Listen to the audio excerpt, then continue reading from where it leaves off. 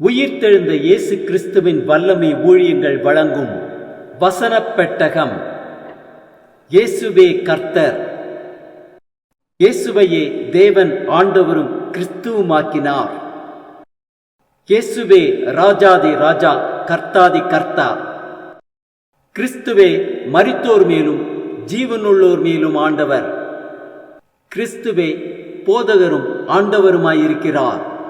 வசனப் பெட்டகத்தின் இன்றைய தின கருப்பொருள்: தேவனுடைய சமூகம். God's presence is described as presence of God deals with the ability of God to be present with human beings, implying a close and personal encounter with the Lord. God's presence is filled in heaven. God's presence provides comfort in times of trouble or anxiety. God's presence brought fear to Adam and Eve's sinfulness at Garden of Eden. God's presence cast light on Isaiah's sinfulness. God's presence is at the place of worship. God's presence where prayer is heard. God's presence is a place of judgment. God's presence is a place of blessing.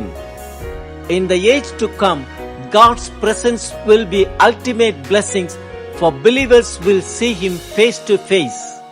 ஜீவ மார்க்கத்தை எனக்கு தெரியப்படுத்துவேன். உம்முடைய சமூகத்தில் பரிபூர்ண ஆனந்தமும் உம்முடைய வலது பார்சத்தில் நித்திய பேரின்பமும் உண்டு.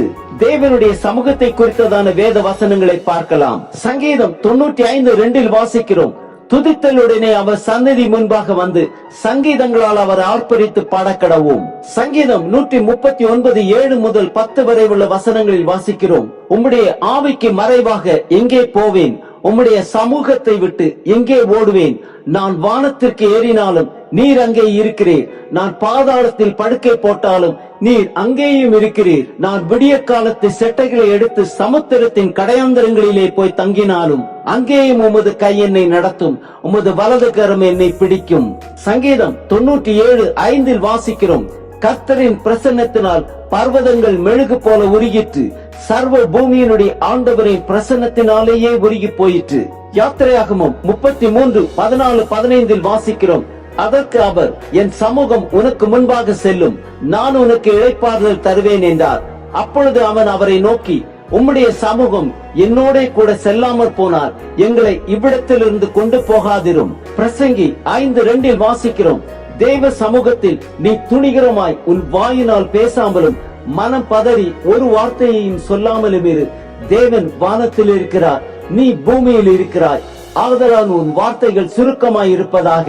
2 நாளாகமும் 5:14 வாசிக்கிறோம்: அந்த மேகத்தின் நிமித்தம் ஆசாரியர்கள் ஊழியம் செய்து நிற்க கூடாமற் போயிட்டு, கர்த்தருடைய மகிமை தேவனுடைய ஆலயத்தை நிரப்பிட்டு.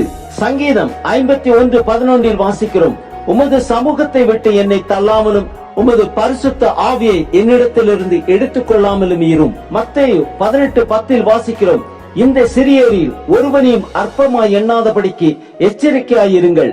அவர்களுக்குரிய தேவதூதர்கள் பரலோகத்திலே என் பரம பிதாவின் சமூகத்தை எப்பொழுதும் தரிசிக்கிறார்கள் என்று உங்களுக்கு சொல்லுகிறேன். யாக்கோபு 4:10 வாசிக்கிறோம்: கர்த்தருக்கு முன்பாக தாழ்மைப்படுங்கள், அப்பொழுது அவர் உங்களை உயர்த்துவார். ஏசாயா 59:2 வாசிக்கிறோம்: உங்கள் அக்கிரமங்களே உங்களுக்கும் உங்கள் தேவனுக்கும் நடுவாக பிரிவினை உண்டாக்குகிறது, உங்கள் பாவங்களே அவர் உங்களுக்கு செவி கொடாதபடிக்கு அவருடைய முகத்தை உங்களுக்கு மறைக்கிறது. லேவியராகமம் 10:1 வாசிக்கிறோம்: பின்பு ஆரோனின் குமாரனாகிய நாதாபும் அபியூவும் தன் தூப கலசத்தை எடுத்து அவைகளில் அக்னியையும் அதன் மேல் தூப வர்க்கத்தையும் போட்டு, கர்த்தர் தங்களுக்கு கட்டளையிடாத அந்நிய அக்னியை அவருடைய சந்நிதியில் கொண்டு வந்தார்கள். அப்பொழுது அக்னி கர்த்தருடைய சந்நிதியிலிருந்து புறப்பட்டு அவர்களை பட்சித்தது, அவர்கள் கர்த்தருடைய சந்நிதியில் செத்தார்கள். எண்ணாகமம் 6:26 வாசிக்கிறோம்: கர்த்தர் தம்முடைய முகத்தை உன்மேல் பிரசன்னமாக்கி உனக்கு சமாதானம் கட்டளையிட கடவர். 1 தீமோத்தேயு 6:16 வாசிக்கிறோம்: ஒருவராய் சாவாமை உள்ளவரும் சேரக்கூடாத ஒளியில் வாசம் பண்ணுகிறவரும் மனுஷரில் ஒருவரும் கண்டிராதவரும் காணக்கூடாதவருமாய் இருக்கிறவர், அவருக்கே கனமும் நித்திய வல்லமையும் உண்டாயிருப்பதாக.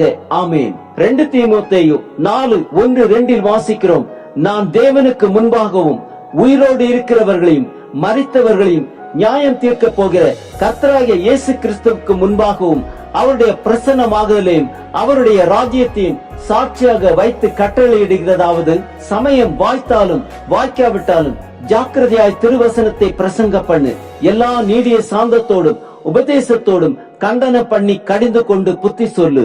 தீத்து 2:13 வாசிக்கிறோம், நாம் நம்பி இருக்கிற ஆனந்த பாக்கியத்துக்கும் மகா தேவனும் நமது இரட்சகருமாகிய இயேசு கிறிஸ்துவனுடைய மகிமையின் பிரசன்னமாகுதலுக்கும் எதிர்பார்த்து கொண்டிருக்கும்படி நமக்கு போதிக்கிறது. ஆம், தேவனுடைய சமூகத்தில் பரிபூர்ண ஆனந்தமும் அவர் வலது பார்சத்தில் நித்திய பேரின்பமும் உண்டு. துதித்தலுடனே அவர் சந்நிதி முன்பாக வந்து சங்கீதங்களால் அவரை ஆர்ப்பரித்து பாடக்கடவும்.